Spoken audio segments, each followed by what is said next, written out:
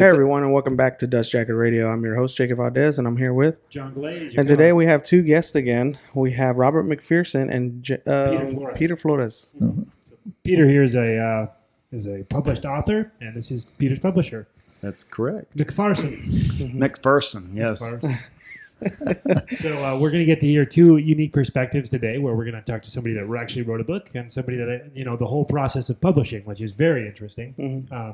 And so the whole process of getting published is going to be, I think it's going to be a fun episode. We're going to get a lot of information. Robert, we're going to start with you, and we just want to ask you to know what kind of made you want to be a publisher. I know we met before, and I know you were talking about you had some issues on, I think you said you got burnt or something like that. Well, okay, so this is, I am also an author. Mm-hmm.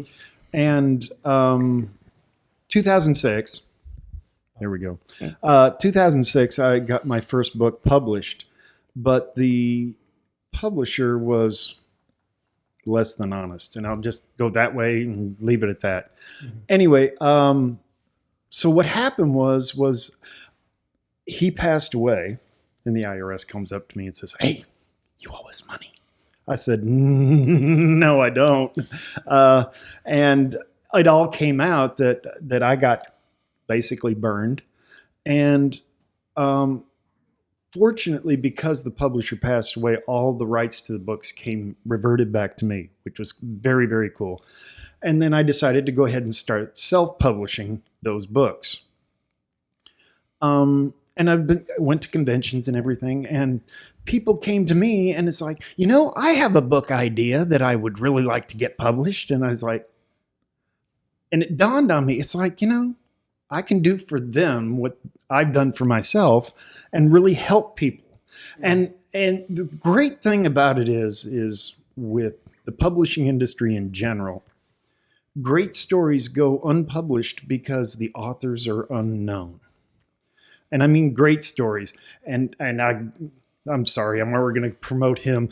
Hooray for the class of 05. When I read that, I'm like, how could this guy not have been published?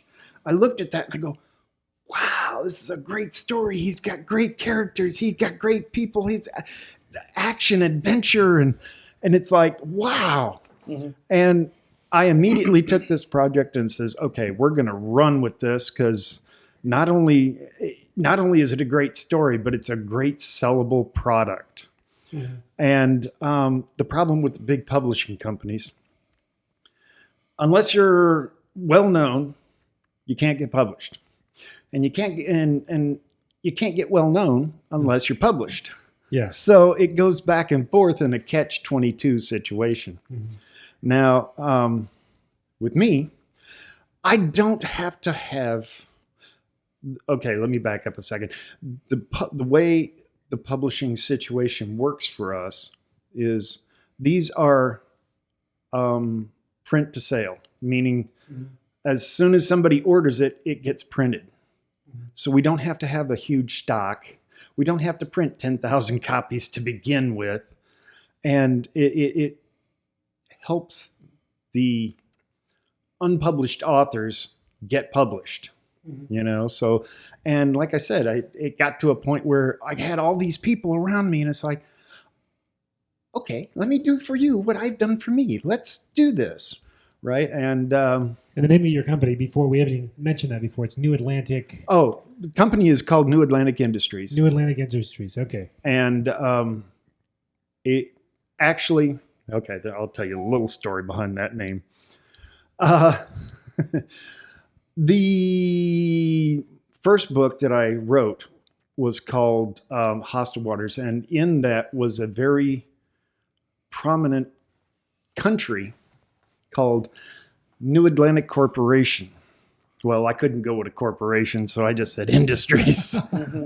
Okay. So anyway, that's where that came from. So New Atlantic Industries, I've been helping, this is my third published author.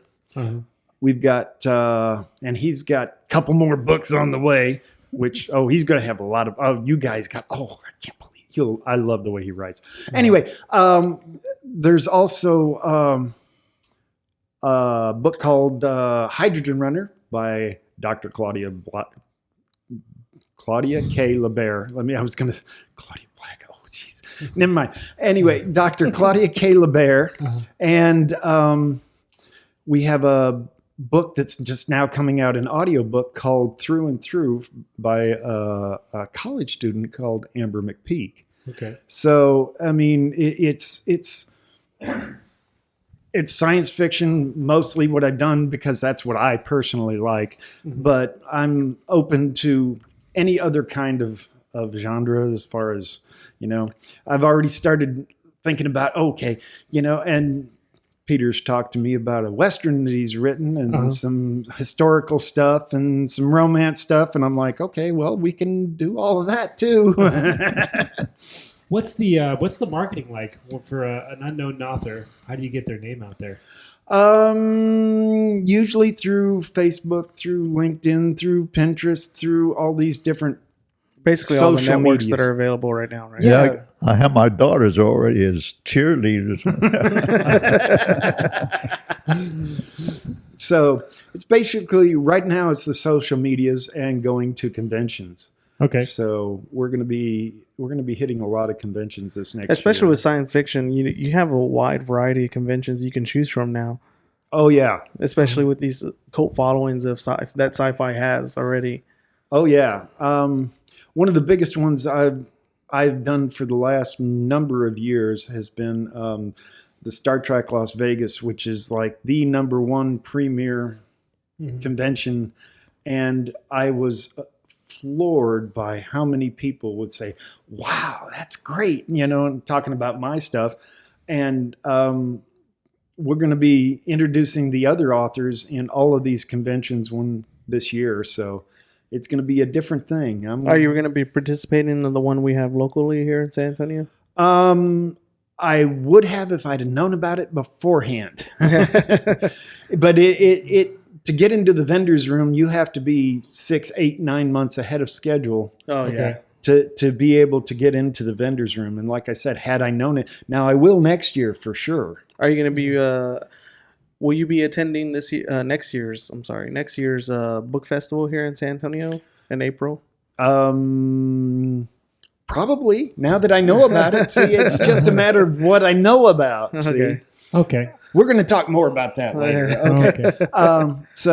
Me and John will be there. That'll be our first time attempting to do something live. Ooh, yeah, we'll love that. Oh, yeah. Be sure to stop by. Hey, come on over here, guys. We're 5 tables over. Come on. So. And tell us about your book, a little bit about your book, Hostile Waters. Far distant future. A planet. Okay.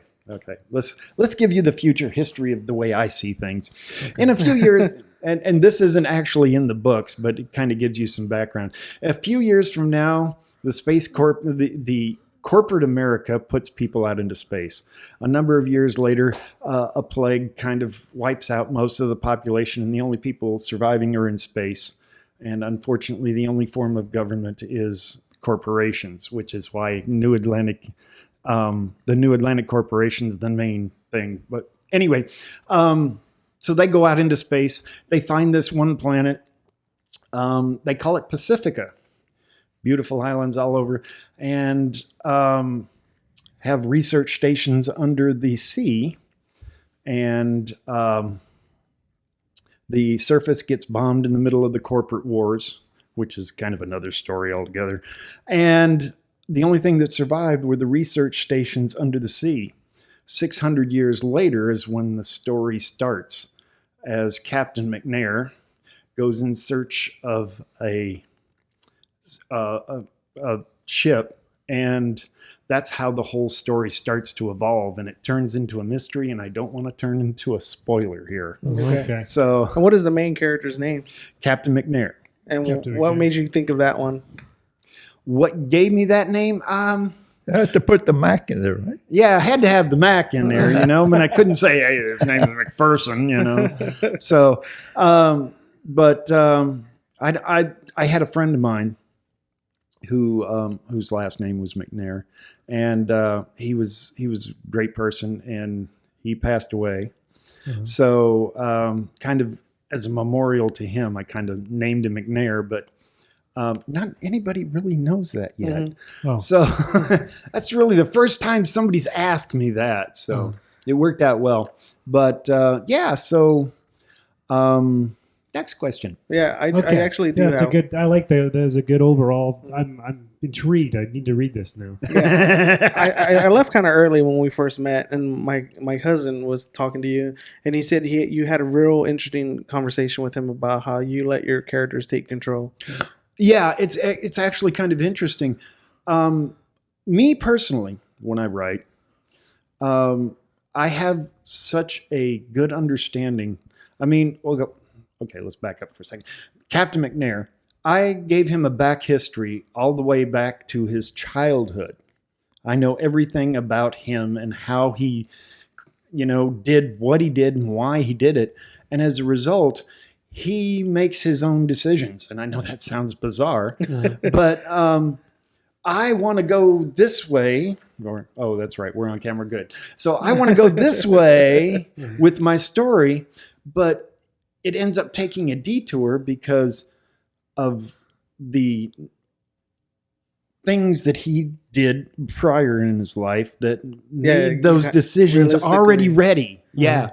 So it kind of took it in a different route than I really thought it should, but it ended up being great as far as I'm concerned. I'm the writer, so yeah, and a lot of writers don't know that you're God of your own universe. Yeah, you are. And Peter, I don't want to leave you out of this conversation. By the way, I kind of wanted to ask you the same question almost. Sure. Your characters in your book. You said that it's similar to your writing style, like he was saying, that you just kind of let your characters develop, right? Did you want to talk a little bit about that? More or less. That you develop the characters on there. You had to put the romance in there, just about everyone, and all the. That's how you get the chicks. Yeah. So you can't leave that out, and then all the conflicts of previous people that had some sort of relationships before, and you're starting out with people that in high school. Well, you probably know about it. And through this old Indian shaman that has this hang up on that this world is going to end. Talk about all these first world, third world, fourth world, so forth. Okay. And every world is taken over. Somebody has to start the new one. Okay. And that's what I'm talking about here, that this particular class turns out to be the ones that he was predicting are going to take over what he calls the fifth world. Yeah. Supposedly we are in the fourth world now. Class of 05. Well, when we stop to think of them. I get it now. I'm sorry. But I was asking more about your philosophy of character development. When you're developing your characters in the book, do you find that they write themselves, or is it sort of set a preset format for you? Well, you start out with some sort of precept there, and then as you develop, you go, wait a minute, let's go this way. And then you start bringing in maybe another character or another situation, and work on that one there. Do you think that the situations develop the characters, or the characters create the situations? Yeah, that's right. Is it? Uh-huh. Okay. All right then. Thank you. That's a good answer. And then, how did you end up finding Peter? Well, okay, let's back this up. I got. You've met Jack Trevino, and Jack contacted me and says, I have this uncle that would really like to be self-published. And I says, well, why don't we just go ahead and publish it for him? And we went back and forth, and there was some time that, and I finally got the manuscript, and I looked at this, and it's like the characters just jump off the page. There's something that you want to appreciate, and you can feel their pain. You can feel what's going on with them, and you really get into the story. I really love the way he writes. I think I've said that before. Yeah. So the first thing I did, I was like, okay, come on, let's, okay. And there's two more books. Oh yes, I love that. Which oddly enough, we just wrapped up the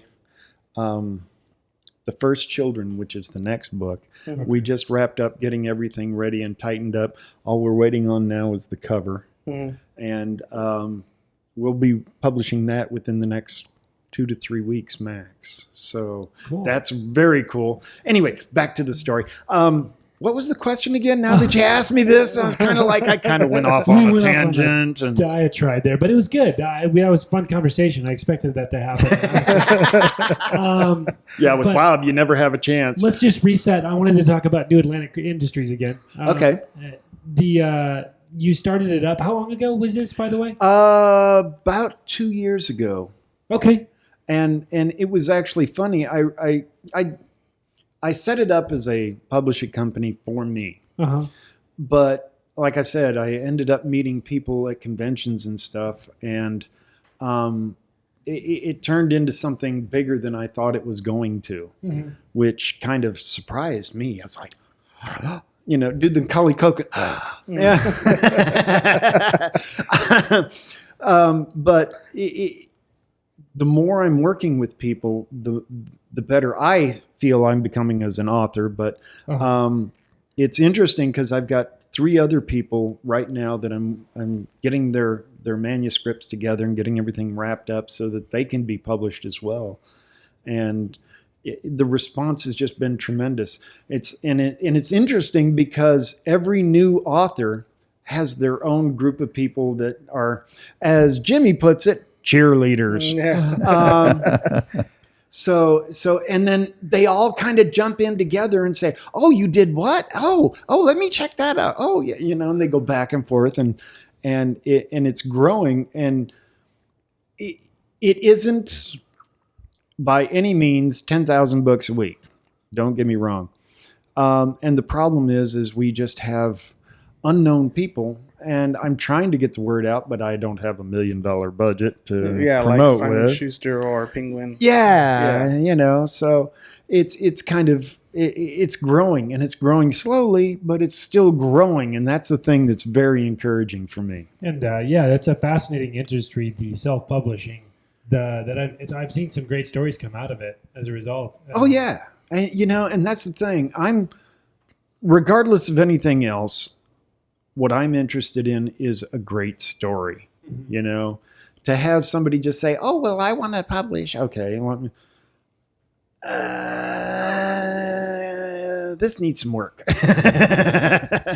Now, I know we had an author here named Daryl Lyons, one of our first episodes, and he's a nonfiction, and it kind of reminds me of this situation.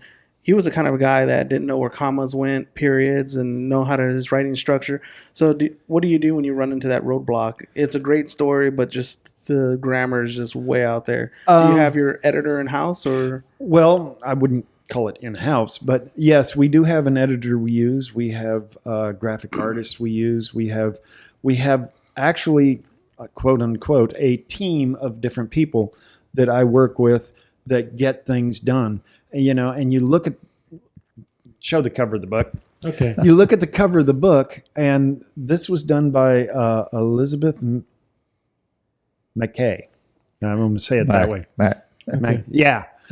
Another Mac. And she has done all of my artwork for the covers. Mm-hmm. And I don't think I'll use anybody else, even though, she's quote unquote freelance. But she does such a beautiful job, and it really grabs people's attention. Mm-hmm. I should have brought some of my own stuff, but actually, you were at and you saw the poster, right? Yes. that was Austin actually Waters. that was actually She the did that as cover. well? She did that as well. Mm-hmm. So, and it's the cover that grabs people's attention. Now you turn it over on the back and you read the thing, and it's just like, oh, okay, that makes sense. Oh, wow, and then they buy it, Mm-hmm. hopefully. But that's kind of the whole thing behind that is she really knows how to grab the attention of people with the cover, with the Mhm. picture. So Yeah, you know, that's a good member of the team. Right I there. wish there was more publishers out there or more people like you out there to helping the smaller writers, because I think that's the most discouraging thing for almost all writers and authors out there that are not even published. They're like, they get so intimidated because there's this wall that's basically almost impossible to get over. And to the point that most of the authors that we've done interviewed, they just say, you know what, forget it. We're just going to self-publish. Well, here's the problem with self-publishing, and Oh yeah. let me By all means, please. Yeah. the problem is they see it, and this is the problem with all authors, including myself. They look at it and they see what they intended, not what is written. This is why you need an editor. This is why you need, somebody else to take an objective look at it and say, okay, no.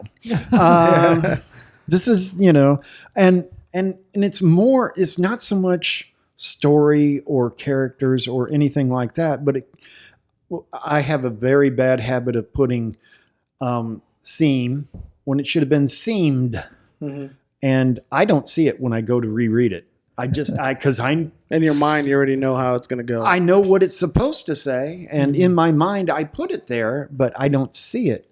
And as a result, I have an editor who goes through and, okay, you need an ED on this, Bob. Okay, let's fix this.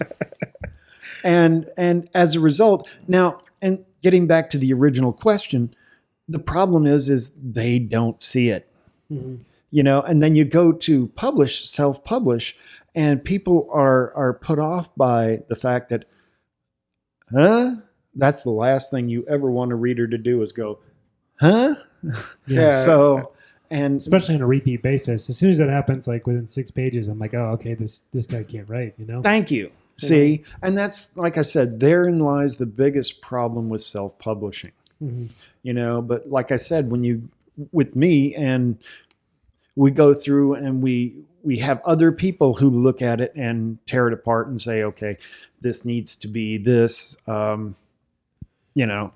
And I think I just wanted to bring up, I had a friend of mine that worked for a publishing company, science, I forget the name of the company, but her name was Ashley Rexford. She was an English major. I knew her. She was a neighbor of mine in college. Anyways, she had to read all these manuscripts that were coming in, and she would edit them.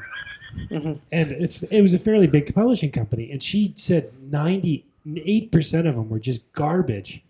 So a lot of people shouldn't be published, unfortunately.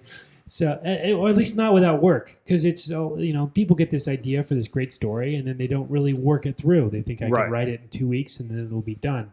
I'll have vampires, and it'll be in space, and it'll be perfect. Vampires in space. Oh, boy. Yeah, right. And they're cowboys. Yeah, right. And so they get very formulaic. They're trying to rewrite Twilight. They don't have any original ideas. But both of your guys sound very original, and I've seen the good stylistic stuff coming out of both of you. So. Yeah. All right. Well, you want to sometimes take something. I spend a lot of time. Well, I'm 93. And I used to have to write computer software, and I had to observe people, talk to them, listen to them, and explain to them what's going on. Because one of the things when you talk about computers is, this computer is going to take my job. And you have to reassure them that mostly what you're coming out with is something that done over and over and over again, and you can come out with a pretty good idea of how the problem is being solved. Now, I believe in logic, reason, and common sense, and research.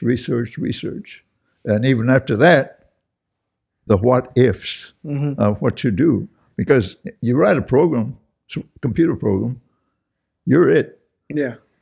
And if there's anything wrong or right, it's going to be it. And you're responsible for it. Yeah. So you have to come back over and over and be sure. And you talk about grammar and so forth. Well, I don't have a degree in literature or grammar or anything. And most authors don't. Yeah. I've read a lot, and I would go here. Hey, this takes a period instead of a comma, a quotation mark, or start a new paragraph. I thought that was most of the problems that we had with that book. Yeah. But a lot of people say, well, you finish a paragraph, quotation marks. Start another paragraph, quotation marks, and so forth.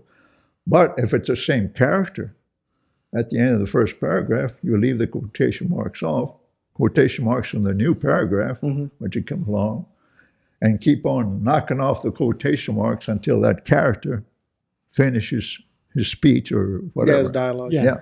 And that to me, that was the biggest problem on there. But sooner or later, you get the You get it. And I had to give presentations on my own. So And for our listeners out there on our podcast, that was Peter talking. And so, Peter, tell us a little bit of how you come about and how did you got this idea of this story? well, actually, I started several years ago. I retired in '81. And that was from the Marine Corps. No. I was in the Army Air Force. Army? Oh, okay. I'm a Army veteran. Air Force. There was no Air Force then by itself. There was an Army Air Force. Yeah. So, I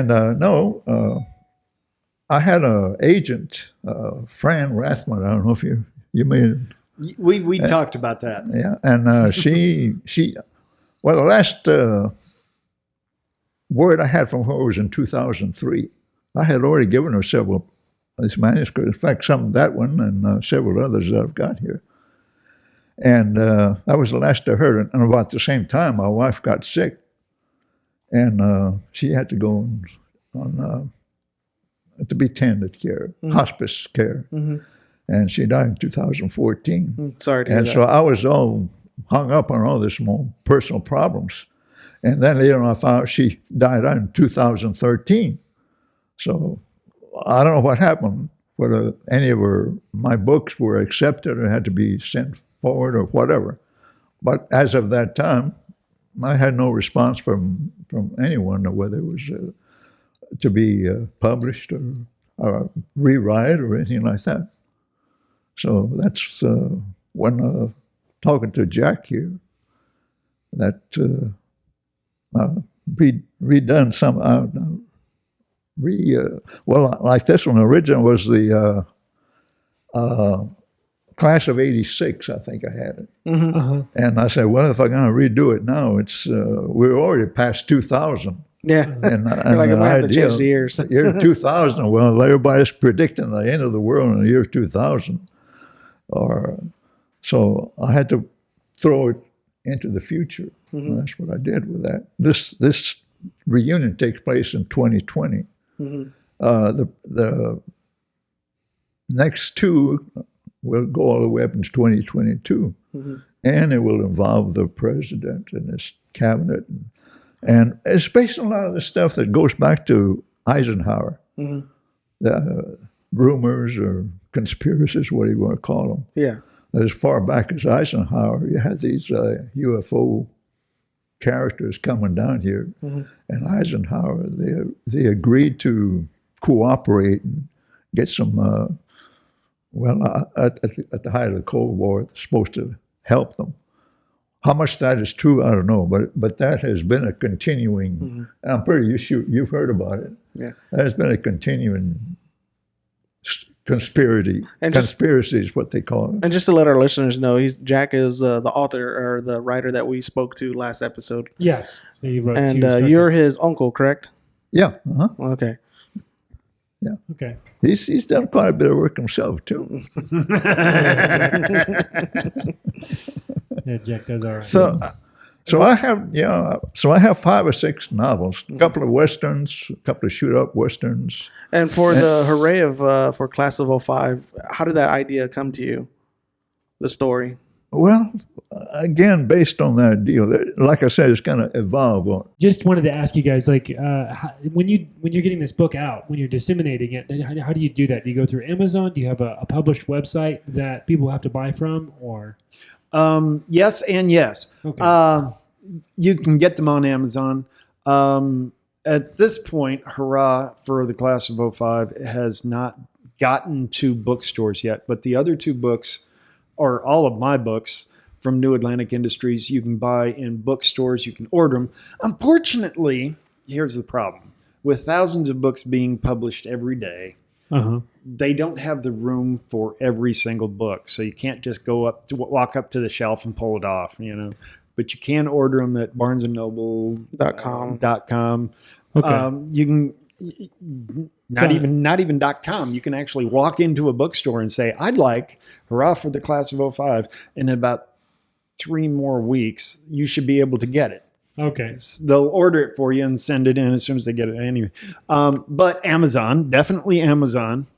Let's see. Amazon, you can also get them as ebooks. Okay. The Nook store, is that a thing too? Do you guys do that, or? I haven't really gone with Nook yet. I've been mostly concentrating on Kindle at this point. Okay. So they're definitely Kindle books. They're definitely ebooks.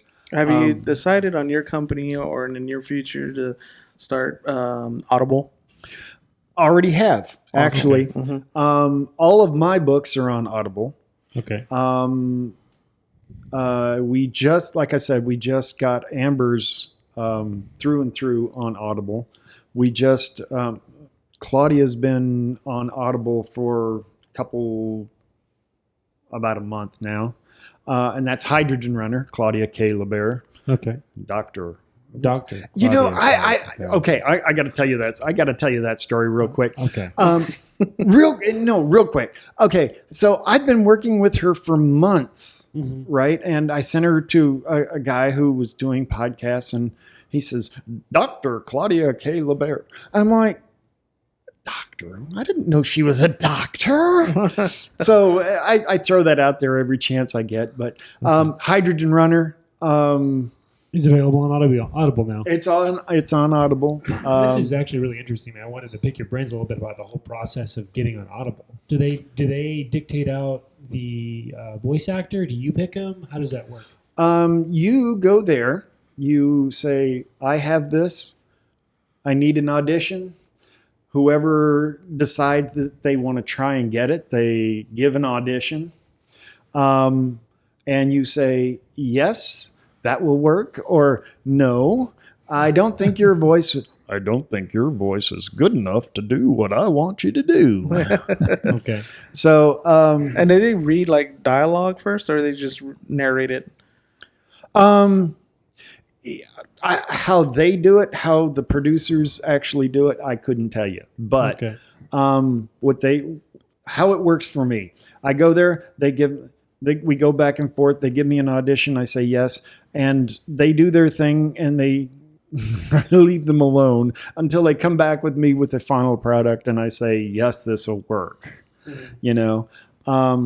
but they do have different voices, there's some that are, all kinds of voices and stuff, it's like, and then you got the women voices on the guys, and, yeah, that's always weird when the guy's trying to do female characters. Yeah, but it's because oddly enough, that is the number one medium for books these days. Mm-hmm. And even though it's a guy saying this, it's still a chick's voice, kind of, sort of, but not really. Uh-huh. And a lot of people have gotten used to that.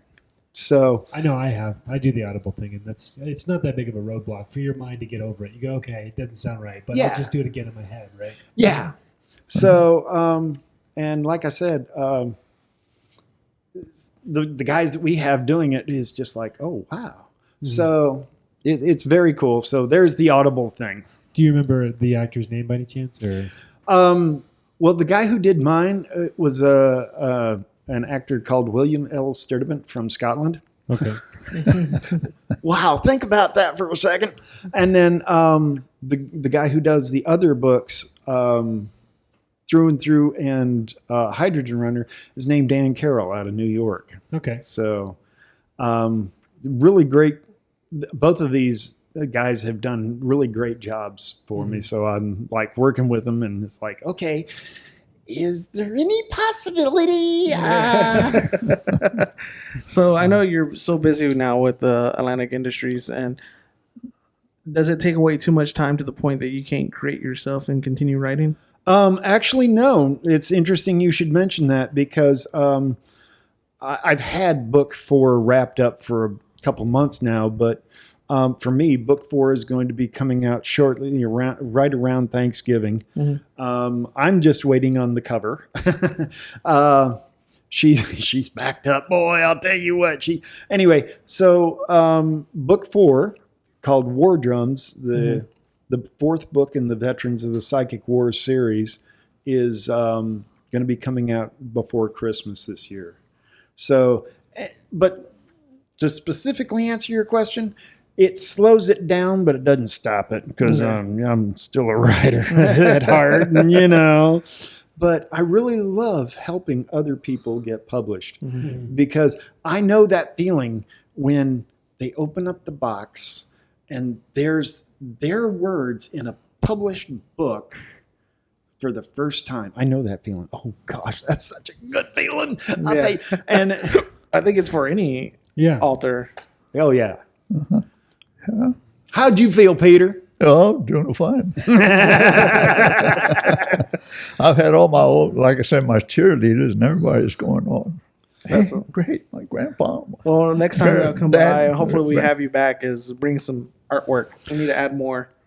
Yeah, I definitely should, because let's see. We've got a total of 6 books at the moment. How many more do you have for the end of this year coming? Before the end of this year, it's hard to say. It's what I'm working with several other authors, but the problem is life kicks them in the patootie too. So most of them have day jobs still, and most of them are. All of them have day jobs, unless they're retired. Unless they're retired. Yeah. So basically, it boils down to when they can bring it in. I have a guy who's doing a story, Struggle Amongst the Stars. You're gonna love this. And it's a Star Trek-like story. It's not by any means Star Trek. Let's straighten that out right away. Okay. But it's a group of planets and peoples and stuff getting into an argument with somebody else. And he's been slow to get me stuff, but he's consistently working on it, and that's the important part, Okay. So to answer your original question, I don't know how many more before the end of the year. It just happens when it happens. And I'm not going to push the process, because doing that just kind of, people get kind of, they get squirmy when you keep bugging them for information. Yeah. Do you have any more questions, John? No. I just wanted to comment that you have so much energy. It's very apparent how you were able to get that many books out in just 2 years. I think it's very impressive accomplishment. So, well, thank you. Peter, I'm looking forward to reading your book. It sounds very good. You go by Jimmy or Peter, by the way? I'm sorry? Do you go by Jimmy or Peter? I heard it. Well, the whole family calls me Jimmy. Oh, okay. That's what happens. My high school diploma has me with my middle name. And then when I started telling them I'm enlisting in the war, I said, oh, wait a minute. James is your middle name. You got to put your first one as Peter. I'm considered a family. You get in the military, you had to have first middle name and so forth. If you don't have a middle name, it's NMI, right? No middle name. So they got to have something in the middle. Yeah. And that's Jamie was the very beginning. So that's where my grandpa. Everybody in the family was calling me. So go to school. Yeah, it's Jamie. And Peter, do you have any last words before we end the show? No, not really. I have about 5 or 6 more novels coming up. But it's an accomplishment. Me and John are still. I haven't even started the new ones, but I don't know if I'm going to be around that long. No, but it's an accomplishment. And one thing that lets our listeners and viewers know is to never quit on your dreams. Absolutely. No matter how old you are, if you have a story out there, put it out there. Yeah. And you have great people out there like McPherson here helping you. So, and it's a New Atlantic Industries. Yeah. So if you want to, do you take some open? Are you open submissions for your manuscript? Open submissions. It doesn't matter. Is that something that? How's the process go for that? That's a good question. How would I submit a manuscript to you? Email me. Let me know what's going on. Kind of just say, hey, I'd like to do this, and send me the first 3 chapters. Okay. At that point, I can evaluate it, look at it, and say, okay, we either need to really work on this, or let's work on getting it published. Okay. Okay, cool. Final words, final thought. There is no such thing as failure. There just is no such thing. There's only a lack of persistence. Okay. All right. John, you want to close this out? All right, then. Well, thank you very much for listening in today. We got a really cool conversation about how to get your book published and some of the creative processes. Sorry for that noise there. And we just want to thank you, listeners, for tuning in today. And we hope you take care. And until next time, keep reading. Keep reading, guys. Keep reading.